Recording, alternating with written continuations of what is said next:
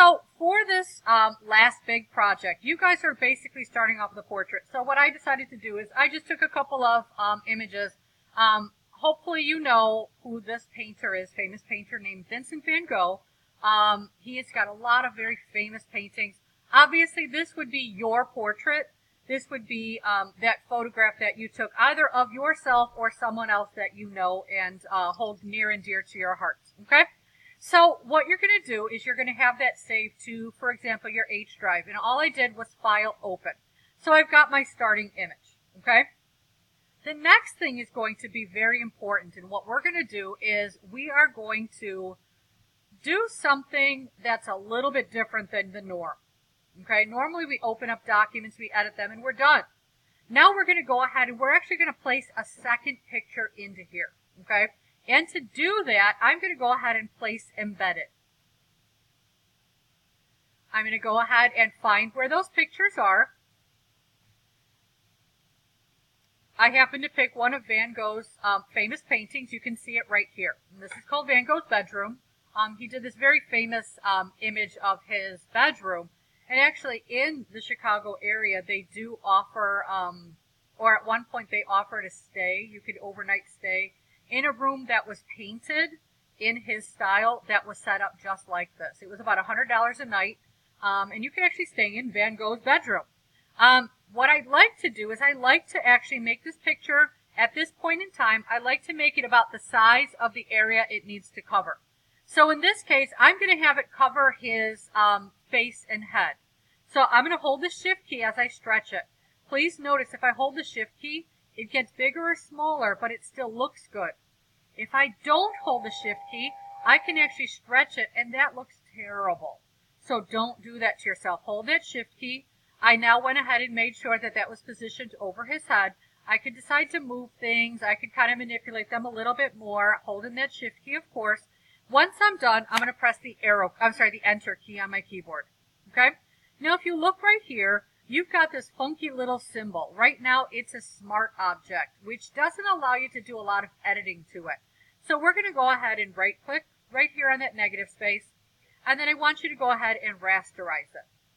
At that point in time, again, one more time, right-click just in that little gray area. Now, if you click here, you may find something else pops up, like this one right here. I can change the title. Or if I double-click on accident, I open up this layer style. Just get rid of it. Oops, I got to right-click. Right-click, rasterize. And you're going to see after that's done, that little smart object is taken away. Now you can work with it as usual. You need to start off with Control-J on your picture, and we're going to move him right over the top. All I do is click and drag him up. So it's got like a Van Gogh sandwich right now. That's kind of creepy, but yes, I've got the picture of Van Gogh. I've got the image for my background, and I've got a picture of Van Gogh. So right now, I'm ready to go with starting to put a little bit of a layer mask in, okay?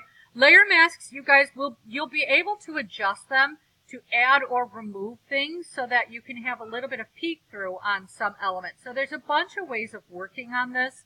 I do want you familiar with, actually, layer mask, is down here. It's a square or rectangle with a circle inside of it. You're going to go ahead and you're going to see this little white box. And that layer mask means it's like a piece of paper that's going to be put over Van Gogh. And now you're going to cut a little bit of stuff out of that paper. And I do that by going to the regular paintbrush tool, not any of these other ones.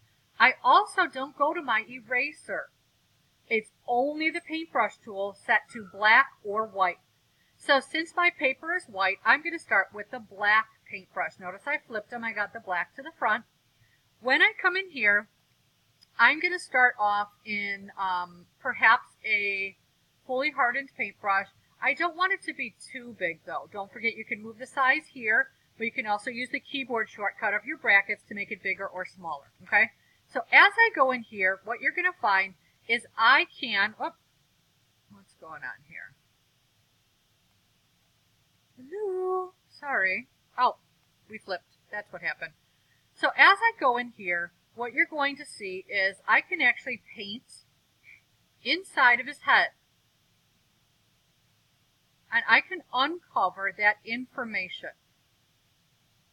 Okay? Of course, I didn't do that fantastic of a job because I can still see some edges, but I do want you ladies and gents to be aware. You would Control Plus, you want to zoom in. We got a terrible quality picture. You can see all the pixels, and you can continue to work inside of there and make sure you get all the way up to all those edges, okay? The cool thing, oh, too far. Cool thing is, if I go too far, let's say I'm working over here and I go outside of there. Oh, it looks terrible. If you're using your eraser, you would have to try to back up and try to fix it. If you go too far, you can't fix it. Now all I have to do is flip my colors, put my white back on the top, and actually paint it back in. Because a mask is something that can be changed, okay? I'm going to flip it back to the black. I'm then going to go ahead, actually, you know what, let me go here. I'm going to flip it to the white. Keyboard shortcut is X, by the way, to flip back and forth between black and white, or the foreground and background. So you see the X key on my keyboard. I'm pressing X, you'll see it moving, okay? So let's say I want to go ahead and soften the edge of my brush for over here. I'm going to go ahead and reduce the hardness. If I come in here, I can sort of feather that to go into his hairline, which is very different than what I had a couple of steps ago where it was very hard edged. So please know you can combine brush types for this. You can get a hard edge brush so you can work effectively getting edges, but then you can soften if you want it to sort of feather into an area. Like maybe you want it in the hair but not in the face. Those are all possibilities, okay? So I've got this peek through of this image coming through. I can now go to this image and I can manipulate it. I could say, you know what, I want to show more of that. Or, ooh, I love the view with like a little bit of his bed and that window. So I can move that around and make it appear more effective because this is behind there being hidden. I could also say, you know what, I'm going to Control T or Edit Free Transform. I'm going to zoom out, and let's say I want to make it a little bigger. Hold that Shift key, and I can go ahead and I can scale it at that stage as well. So again, you see a lot of things coming through. Terrible quality picture in that background. I'm so sorry. Yours will be much better quality, okay? Now, as we're starting to get into this image, as we're starting to get into maybe we want to peek through some of that, what you could do is you could try reducing the opacity. Nope, that one's not going to work. You could work on this in gray. That would probably have to be the way it is. You could also reduce the opacity on your bedroom layer. And you can see some of that face coming through in the background. So you see his eyes lining up in there. So maybe that would be a better way of working. Like I said, there's a few ways to make this happen. But that's reducing the opacity of that level. You could also erase some on this. So I could come in here, and let's say I wanted to go in here. I'm going to copy it, Control J. I'm going to go on this. I'm going to go to my eraser, and I'm going to do a soft eraser. And I want it to just erase a little bit. That's my opacity. I'm going to brush a little bit through on this side. Only we saw some of those images yesterday where you could see a little bit of that face peeking through on the end.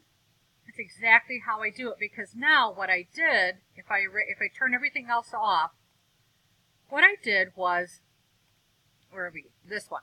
What I did was I erased part of that image a little bit so that it peeked through to what is underneath. Nope, not that one, sorry. To what's underneath it. And then when this one's on the top, it sort of completes the look. It completes that Van Gogh sandwich. Okay? So again, you want to start off with your background image. That's your person, your portrait. You're going to File, Place Embedded, your landscape or your background image. And then you're going to Control J, Van Gogh again, or your particular person, and put him on the top. And then you're going to follow along with the video on how you use a variety of tools when you're working in masking, how you work with erasers and paintbrushes. Just take your time on it. There are a few advanced ways of doing this if you don't want to sit here and paint it in. If you don't want the advanced way, you can stop the video right now, and you could just go ahead and get started. For those of you that want the I would say it's an advanced way, but it can be very quick. If you have your figure that's against a white backdrop, you can cut it out super quick by using the quick selection. You could literally drive the quick selection around. So I drove it around his head. It looks pretty good. If I have a little bit of something that's in the wrong place, I can minus it out. I can do that. And then I can go ahead and press the mask.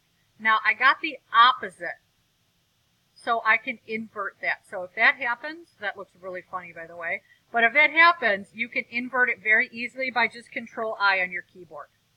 So that was a little bit of a faster way, but it's an added tool for those of you not ready for it, or you would rather control it the other way. You have both ways of doing it. As you can see, they turn out very similar, with very little change over. So keep that in mind as you're planning. Ask me questions and really get creative with this.